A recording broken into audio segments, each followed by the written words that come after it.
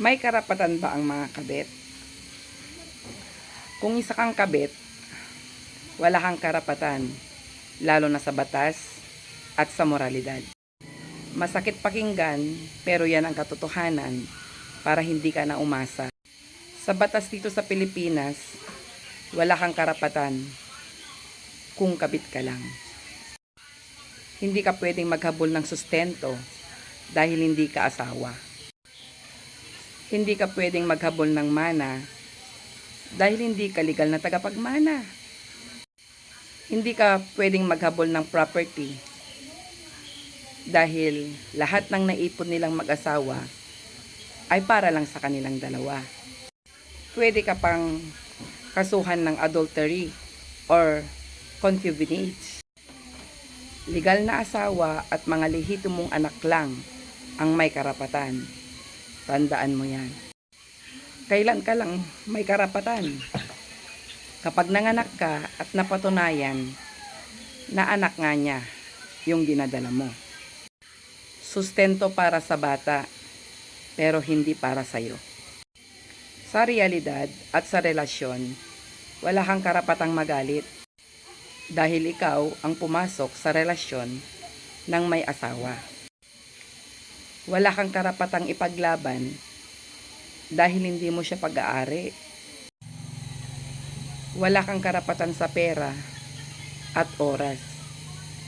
Hingiin mo man, walang ibibigay sa'yo, hindi obligasyon. Wala kang karapatang piliin ka dahil pinili ka lang niya for convenient.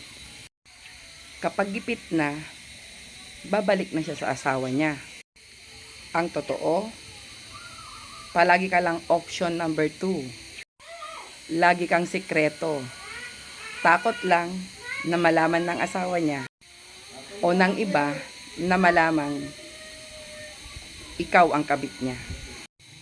Ang pinakamasakit na katotohanan, kahit gaano pa kayo katagal, kahit gaano pa kayo kasaya, kapag nagka-problema, ikaw ang itatago.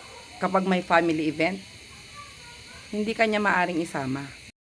Kapag may sakit yung asawa niya, yun ang aalagaan niya. Uuwi at uuwi pa rin siya sa pamilya niya. Samantalang ikaw, tagatanggal lang ng stress niya. Tapos, balik ulit sa asawa niya.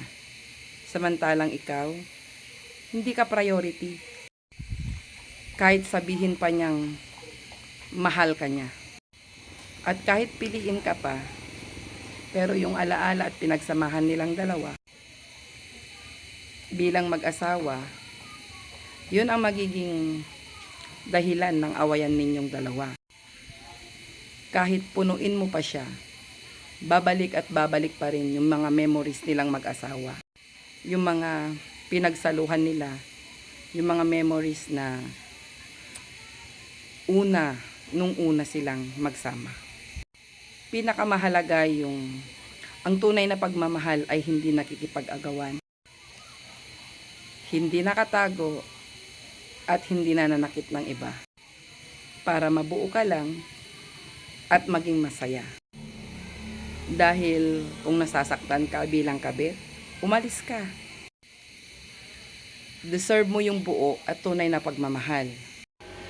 Hindi yung tira-tira lang.